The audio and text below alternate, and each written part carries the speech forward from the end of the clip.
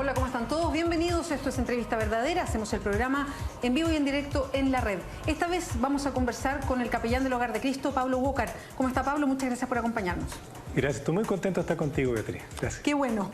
Pablo, el Hogar de Cristo resolvió, y es bien interesante la figura, junto con otras organizaciones además, participar del proceso constituyente. De hecho, una persona dentro de los ejecutivos del Hogar de Cristo se reunió con el ministro vocero de gobierno para hacerle algunas sugerencias también, porque tienen una idea bien determinada de lo que quieren lograr con este proceso. ¿Por qué se involucran y cómo es que lo quiere hacer el Hogar de Cristo? Claro, efectivamente, hoy día Juan Cristóbal Romero, el director ejecutivo del Hogar, estuvo hablando con el ministro, haciéndole algunas propuestas tendientes a bajar los obstáculos, los impedimentos que podrían hacer más dificultoso que las poblaciones más pobres del país, los más excluidos, sean parte de un proceso de debate constitucional. ¿Qué cosas, por ejemplo?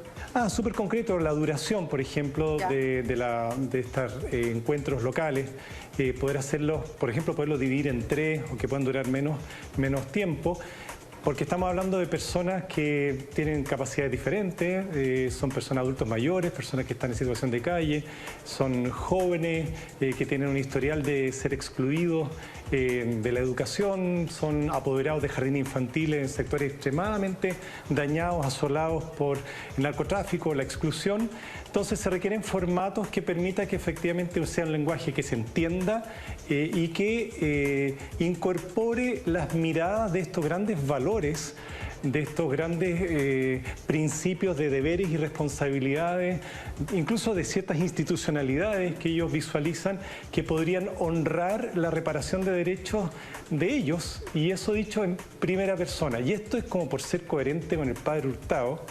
Cuando muere él dice: trabajen por crear un país con un clima de amor y respeto al pobre. Lo que nos indigna es la humillación, el desprecio del aporte del más pobre a la construcción de un país, de un destino país. Entonces, por coherencia, nos correspondía sumarnos y en todo el país, todas las fundaciones del hogar, la que trabaja con discapacidad mental, con problemas de alcohol y droga, con inclusión laboral, con inclusión escolar y otras dimensiones, facilitar encuentros locales con personas, trabajadores y participantes del programa. Y esa es la óptica, poder acercar a personas que... y ahí hay un desafío grande, porque de hecho parte de los ripios, si podemos decir, del proceso es que tiene que ver con las tecnologías, porque se hace mucho por internet y hay una parte importante de la población que no tiene acceso.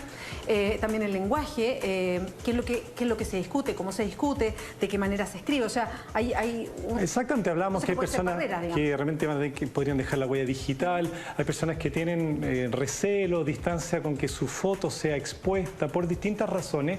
Lo que nos interesa aquí es fundamentalmente que ellos pudieran hablar en primera persona. Nosotros no somos voceros de los más pobres, nadie puede serlo. Entonces ustedes quieren facilitar. Somos facilitadores, nada más que eso, nada más que eso. Hay que tener un respeto sagrado cuando uno pretende hablar en nombre de los que más han sufrido, porque normalmente eso son manipulaciones. Así que esa es como la óptica que ustedes quieren hacer, facilitar que las personas que están en condición de vulnerabilidad también tomen esta posibilidad de hablar de la Constitución. Y además porque, claro, una de las primeras preguntas en esos encuentros locales son cuáles son esos valores, ¿te fijáis? Que debieran ser como prioritarios, porque la Carta Fundamental es una discusión de valores en tensión, en pugna, ¿me explico? ¿Qué significa? ¿Qué significa para alguien que tiene un historial de exclusión familiar, territorial, el valor, por ejemplo, qué sé yo, de la inclusión?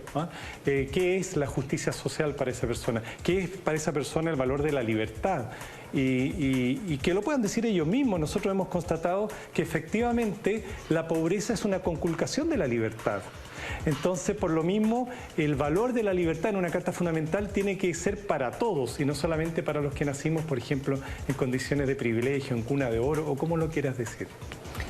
¿Les costó tomar la decisión de afinar esto? ¿No? ¿Nada? O sea, no, lo vimos claro e interesante. Esto fue un clamor que fue surgiendo, y puedo decirlo porque es un piropo, de una de nuestras fundaciones que trabaja con personas con discapacidad mental.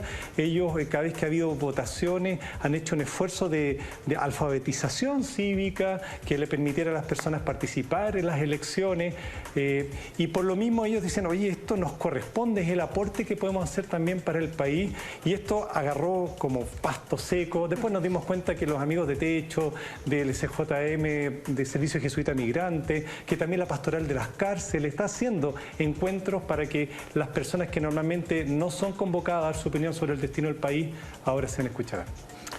Pablo, esto se cruza, justo esta decisión que toman ustedes y que se anuncia del Hogar de Cristo, actuar como facilitador para involucrar a ciertas personas que a lo mejor pueden quedar excluidas de este proceso, para que se incluyan, para que también conversen respecto a cómo miran el país. Se cruza con una campaña que ustedes están haciendo, y es una campaña que elige ciertos conceptos que están hoy día en la boca un poquito de todos, que es este concepto de indignarse, de enojarse, pero también de involucrarse. ¿Por qué eligen esos conceptos para poner en relevancia lo que hace el Hogar de Cristo?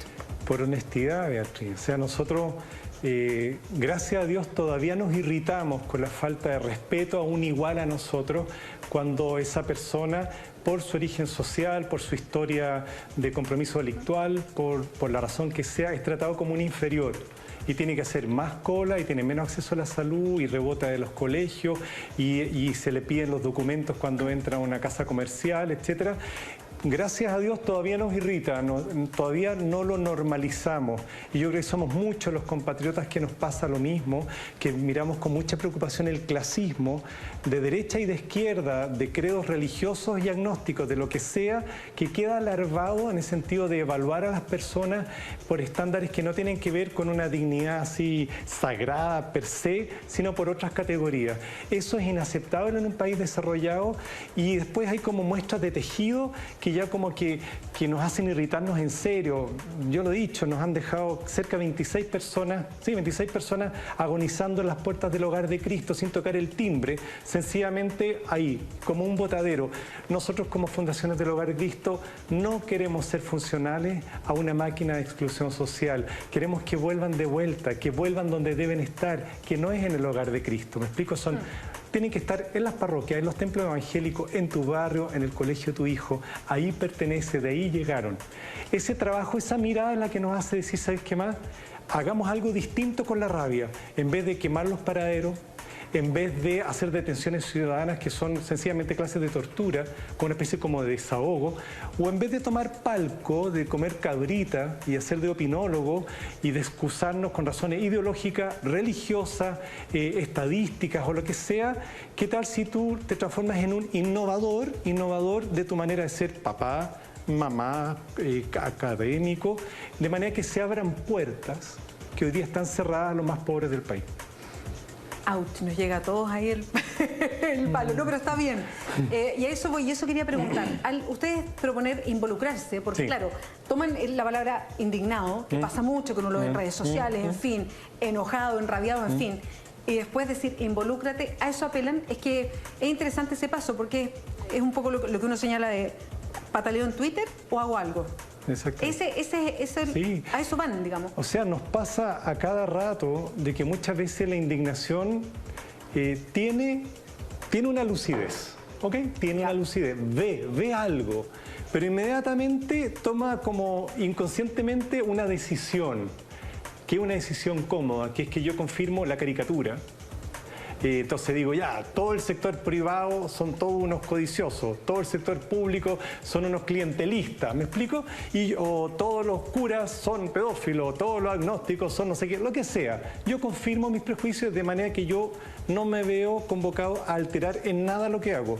Pero si ninguno de nosotros altera su manera de desempeñar su oficio, su ser mujer o hombre, este país va a ser igual de exclusor, igual de injusto que antes.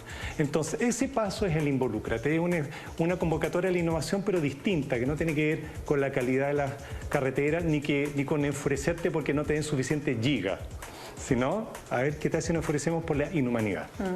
Ahora,